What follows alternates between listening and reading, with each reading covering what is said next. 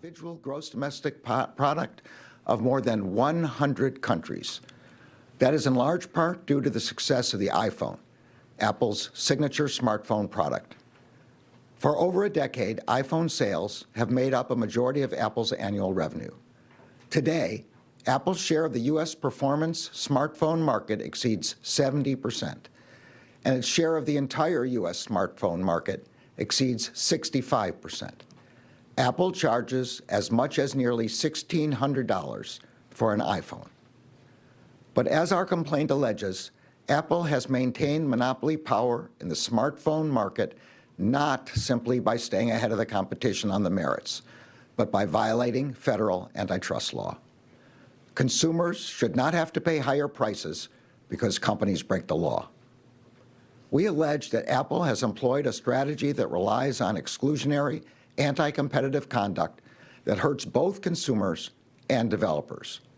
For consumers, that has meant fewer choices, higher prices and fees, lower quality smartphones, apps, and accessories, and less innovation from Apple and its competitors. For developers, that has meant being forced to play by rules that insulate Apple from competition. And as outlined in our complaint, we allege that Apple has consolidated its monopoly power not by making its own products better, but by making other products worse. Apple carries out its exclusionary anti-competitive conduct in two principal ways. First, Apple imposes contractual restrictions and fees that limit the features and functionality that developers can offer iPhone users. Second, Apple selectively restricts access to the points of connection between third-party apps and the iPhone's operating system, degrading the functionality of non-Apple apps and accessories. As a result, for most of the past 15 years, Apple has collected a tax in the form of a 30% commission on the price of any app downloaded from the App Store, as well as on in-app purchases. Apple is able to command these fees from companies of all sizes. Apple has also suppressed the emergence of programs like cloud streaming apps, including gaming apps, as well as super apps that could reduce user dependence on Apple's own operating system and expensive hardware. And as any iPhone user who has ever seen a green text message or received a tiny, grainy video can attest, Apple's anti-competitive conduct also includes making it more difficult for iPhone users to message with users of non-Apple products. It does this by diminishing the functionality of its own messaging app and by diminishing the functionality of third-party messaging apps. By doing so, Apple knowingly and deliberately degrades quality, privacy, and security for its users.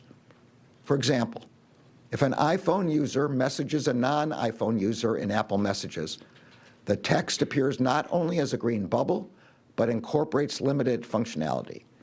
The conversation is not encrypted, videos are pixelated and grainy, and users cannot edit messages or see typing indicators.